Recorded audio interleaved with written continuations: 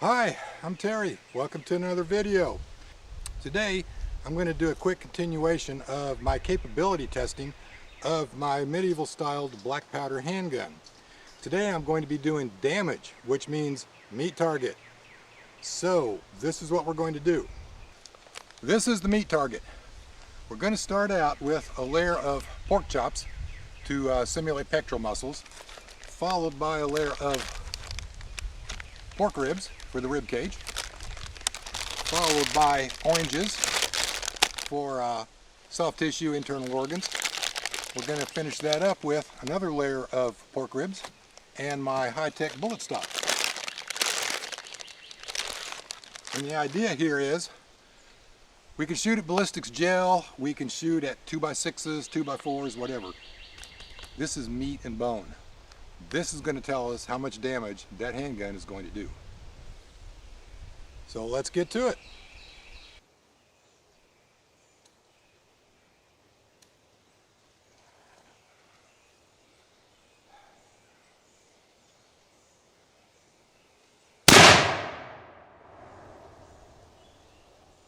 Looks like I got him.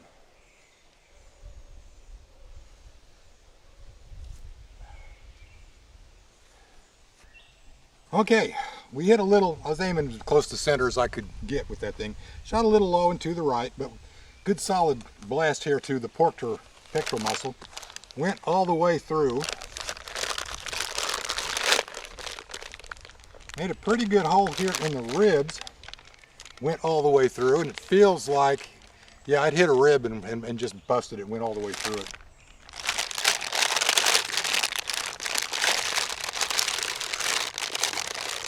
Hit one orange,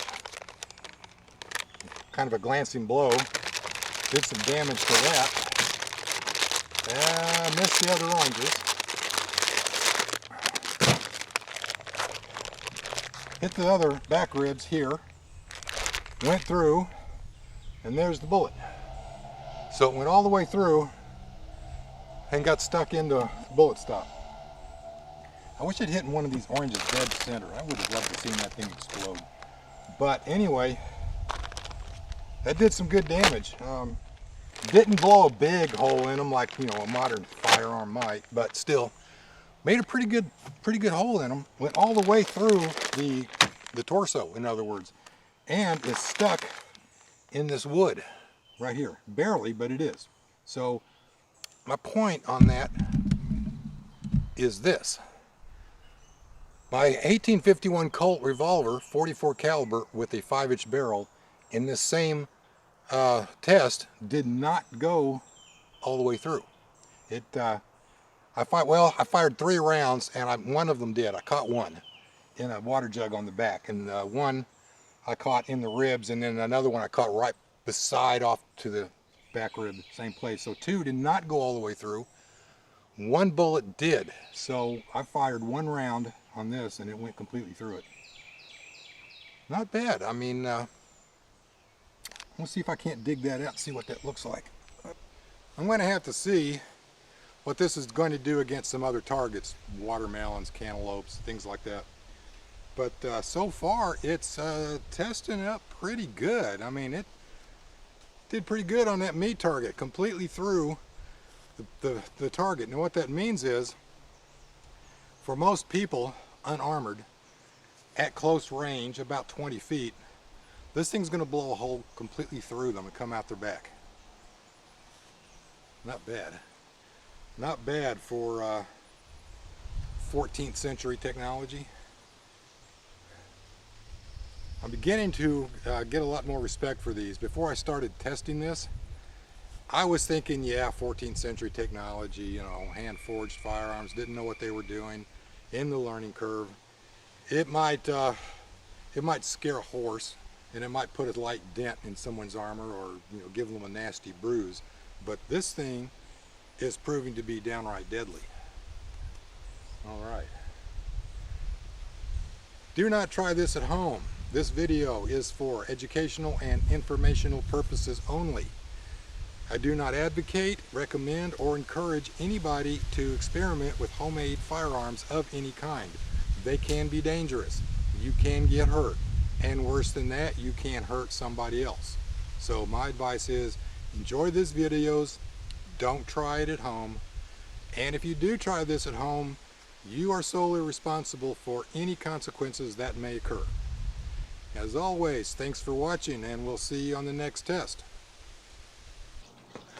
Hey, I'm back. I was able to dig that projectile out of that piece of wood, and I wanted to give you a close-up look at this. Check this out. I mean, there's almost no deformation on that at all. I can literally reload this and reshoot it. Now let me show you that compared to this one. If you can see that, let me get it in either hand here. Now you see how flat that is here? How much that's been flattened? How it's not round? Let me get in front of my hat. I don't know if you can see that. And then you compare it with this. Can you see the difference? This is the one that I dug out of that Douglas fir 2x6. Look how flat it is. And this is the one that I dug out of that post after going through the Paul Harrell meat target. So this thing hit several bones. It actually did hit a bone in the front section of pork ribs, and it hit a bone in the rear section of pork ribs, and just blew through both of them. It didn't leave a big hole. It didn't blow big chunks of meat out. In that regard, it wasn't really all that impressive compared to some other handguns. I mean, Smith & Wesson 500, for example. Oh yeah, that thing would have made a hole. But all we need to do is make a hole in the right spot, and they're done. That's why arrows are so deadly, and daggers and swords and spears, okay? You don't have to blow a big hole in the guy big enough to see daylight through. I'm sure that's fun, but we don't need it. We might want it, might enjoy it, but we don't need it. This thing has got some serious power behind it. All the way through a facsimile of a human torso into a wooden post, and still didn't really flatten out much. And what that means is most of the energy was absorbed into the target. So I'm impressed with it, with the performance. Again, as always, please do not try this at home. See you later.